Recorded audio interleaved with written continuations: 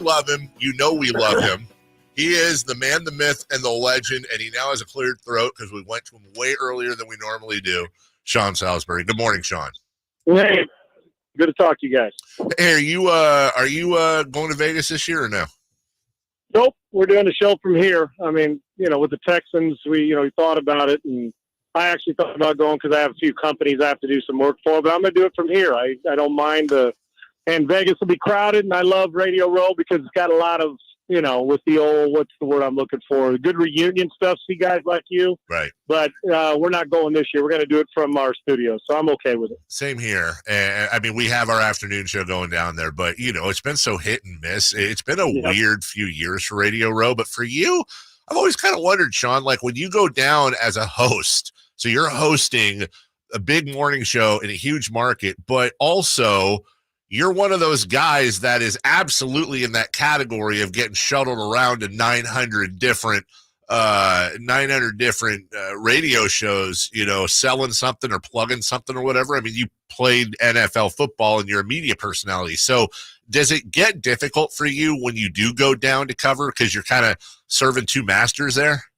Yeah, it sounds disingenuous to say, yeah, man, I got to do too much work. I never wanted to sound like that.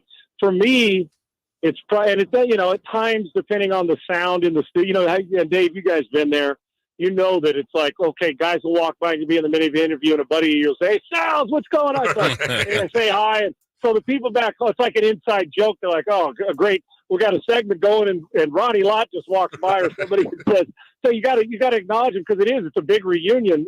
So I don't want it to sound like I'm I'm an ingrate for people want to talk to you. I think for me, that's always been the lack of, you do your show, you're done at 10, and then you're going around and getting stuff for the next day. But also you're walking by and you try to schedule it and you don't want to be rude to anybody because you get it because you're a host. So I think that the thing that beats me down and it's not like they're requesting me like they are.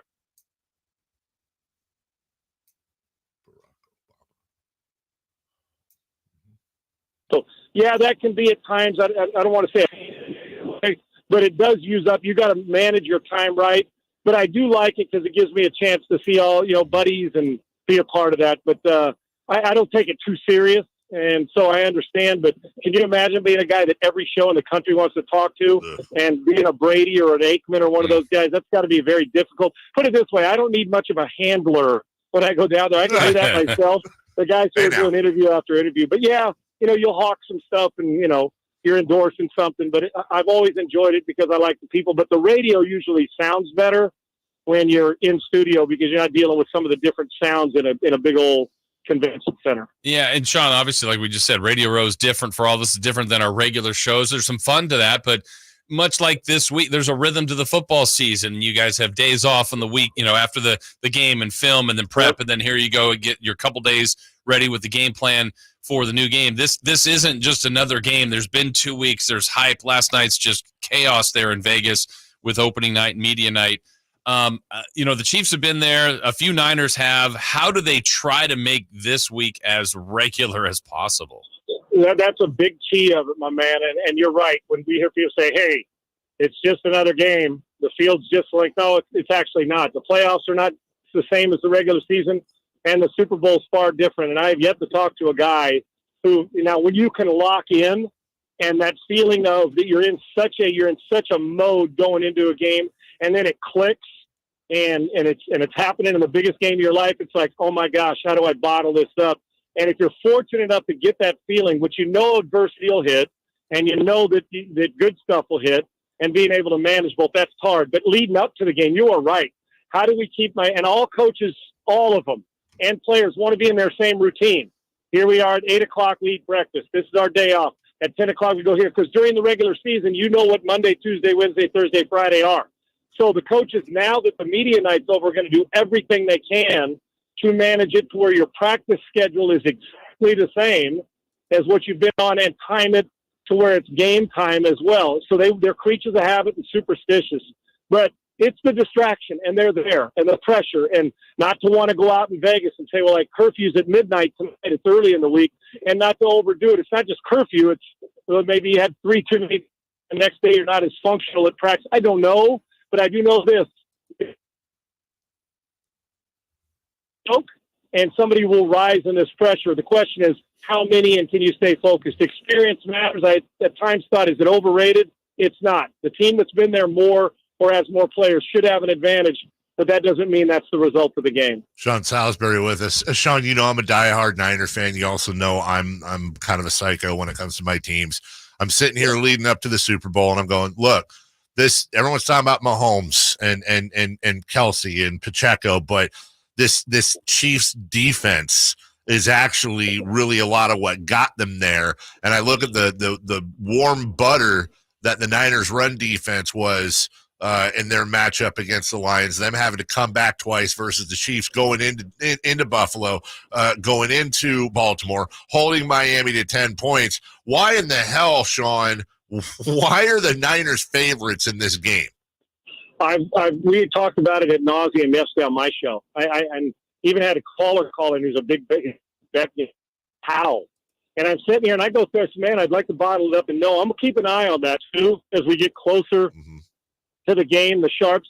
I think it comes down to this: the better roster is the 49ers. Yes, they just are now. But the better execution in the postseason has been the Kansas City Chiefs. But like them, I don't believe in game-to-game momentum. I don't. I believe in in-game momentum and confidence game-to-game. But all that momentum stops when somebody knocks you right in your teeth about the first 6 minutes. Like, oh, I guess momentum didn't matter from Baltimore to here. But I don't know how they're favored right now. When you just look experience, the coach, the defensive coordinator, the quarterback, you would say, oh, this is obvious. Now, you look at the numbers of Mahomes. His numbers in Super Bowls are down compared to in playoffs and regular season. His numbers go down. Now, he still finds a way to make big plays and win. So I think the 49ers are the better roster. That's all I can tell you why I believe that. And they've got I think there's more star power overall. You don't have more star power than maybe the two guys, meaning Kelsey and Mahomes. And then you add Taylor Swift to the mix, even though she's not taking a snap. I will tell you this, though, that I'm with you. I think their defense, I said at the beginning, if the Chiefs, and I said the Chiefs would not make the Super Bowl because I didn't think they were offensively good enough. I did not. Notwithstanding the quarterback and the tight end, I just didn't think they had enough playmakers. Well, that goes to show you the elevation. And with Andy Reid, the core of the offense was there. I felt it was going to be the defense, and I think the defense has been the star of the football team this year. And if they play like they have, it's going to be a hellified game. It'll be the defense that wins this. Although somebody else may win the MVP, the defense is even going to have to play better than they have the first 2 weeks because it's more multiple formations, and I think a better football team roster-wise than they faced at any point in time in the playoffs this year. With that said, Sean, do you have a pick this week, or have you landed on a team? You know what? I'm not hiding from you. Even on my show, I'm way. I guess right now it's like I think I'd be a fool to bet against. Like last week, I might have said to you guys, I said I'd be a fool to bet against Mahomes, but I'd be a fool, or 2 weeks ago, to bet against the Baltimore Ravens, the best team in football. Well, we saw take the quarterback. So initially, I would say don't bet against Mahomes. I had the 49ers in this game. I'm picking the 49ers to win, but I'm not sure a gambling move is the right play for me at this point because of my heart and head. But I think the 49ers are the better team. I'm going with my preseason pick. Give me the Niners in the win. Yeah, I hope so, man. Hey, I've been saying it all week. You saw Beverly Hills Cop. Chiefs ain't falling for the banana in the tailpipe the way Detroit did, the way Green Bay did. So I guess we probably both agree that if the Niners think they're going to be able to lollygag their way into a comeback against the Chiefs, I mean, it will not happen. Yeah. Dave, if they're down 10 points on this, good luck. But I think the other thing is true. If it's close, I don't think, Kyle, if they're up a touchdown, the 49ers, I think they'll hold this one off. I do. I think, but it's going to come down to you can't let that defense, if they're two-dimensional, meaning that the Chiefs offense, you're going to have some trouble. But if both teams play their best, 49ers win. If both teams play their worst, it's probably the Chiefs. Why? Because 15 seems to find a way when he's playing his worst. So, but give me the 49ers. I just think they're the better team, and I think their quarterback's poised enough to hang in there against the best player in the world. Sean, in a game of this magnitude, how important will I say coaching, but basically scheme and game plan be for this? Huge. It is, and it's important that once you got your foot on their throat, not to take it off, because what's the tendency in pressure-packed situations? To play not to lose as opposed to play to win. And we always talk about plays like, hey, who made more plays? Well, it's not a lot of times to me at this stage. It's not who made the most plays to win. It's in this type of game, who makes the least amount of plays that didn't cost them, meaning who makes the least amount of mistakes in pressure moments. Because McCaffrey's going to make a play in pressure, but who makes the least amount of mistakes when the temperature of the game goes up? So yes, game plan, scheme, and the ability to adjust if necessary, like the 49ers did last week, but also the ability to stick to the plan whether you're down 10 or up 10, and it doesn't become a one-dimensional game. If they're within 10 points, either team, have hope and confidence that both teams are good enough to do it. But the game plan and the ability of the players, the both coordinators, to call the right plays, and I mean the head coaches for the 49ers and the Chiefs because they're the offensive play callers, that will do a lot in determining, do you choke under pressure like a player does, or do you thrive under pressure like some of your players do? Yeah, don't discount or diminish and shrink how important that is going to be and dealing with that pressure as a play caller, no doubt. All right, last thing for you real quick. I have to ask, I'm sure you saw the clips of Orlovsky coming off the couch and getting 27 points in the QB skills contest, which beat out everybody, or would have, including your guy CJ. Sean Salisbury coming off the couch. If Orlovsky had 27, you saw the skills. How's Sal's doing? Well, I can tell you this, as much as I like Chris Russo, I'll bet $10,000 he ain't hitting one target. Okay? that I'll bet you. Matter of fact, I'd love a little tournament. Take three of us guys and maybe three, Russo and Stephen A. and that. Let's have can you hit a 60-mile-an-hour fastball? Can you make a three-pointer? And can you hit a target from 5 yards? My money's on Orlovsky. Now, as far as I go, as long as you're not making me sprint and run on the and sprint to the edge from the pocket, I can guarantee you I'm scoring. Now, I don't know if I'm going 27 like Dan. I'd have to practice. He's a little younger. Yeah. But if you're asking me, can I still throw it to the target? Yes. And I'll throw it to the target better than Russo will left-handed. Okay. You might be a little check down Charlie, but you're scoring. Listen. I'll hit no now. I'll push the ball down the field. But if you're asking me to be two-dimensional, beat you with my legs in that contest, good. Yeah, as long as I'm throwing from the pocket, don't have to move one step, I can still throw it. But good for Dan. I thought it was awesome, and I know it's fun banter back and forth, but anytime you last 12 years in the league like Orlovsky did, you're better than about 99% of the world at your craft. So good for him. Awesome. You're the man. Can't wait to talk to you. Well, I can't wait to talk to you. Victory Tuesday next week. There you go. There you go. Victory Tuesday. Believe in it, buy it, throw it out into space, manifest it, and let's go get this win. I'll be texting you during the game as usual. Thanks, brother. I'll be there. Thanks, guys. Thank you. That is that's Sean Salisbury. Picking the Niners. But even he's like, I'm picking the Niners. I don't know why. I mean, I'm actually not far off it. Like, I've really wavered on this game. Like, I mean, I think it's as close to a pick 'em. You can make great cases. I mean, if you start to walk down the line of picking the Chiefs, I totally get it. It makes sense what their defense has done. To your point, they won it last year. It's hard to pick against Mahomes, but I think he's spot on. I think the roster is better for the 49ers. They haven't played as well in the playoffs as the Chiefs, but that's really irrelevant come Sunday. I mean, it doesn't matter if they play great. Do you agree? I mean, look, he's the football player. Yeah. Like, so I say this with all love and respect and not acknowledging who we are. Yeah. Do you believe that there's not game-to-game momentum? Yeah, I do. Wow. I mean, because, like, for example, in the regular season, I don't remember the exact order, but they couldn't have looked much better against the Cowboys and the Eagles. Yeah. Now, same team went to Minnesota. You're like, what's wrong with them? Same team went to, Baltimore later in the year at home. Like, just, I think it's independent. I think it's who you play. It's how you match up. Maybe a few breaks here and there, get off to a good start. All those things. But yeah, it's just, it's a close call. It's breaking my brain, man, and it's because the Niners are involved. And like, I'm not trying to do my reverse jinx or anything like that. Like, I legit.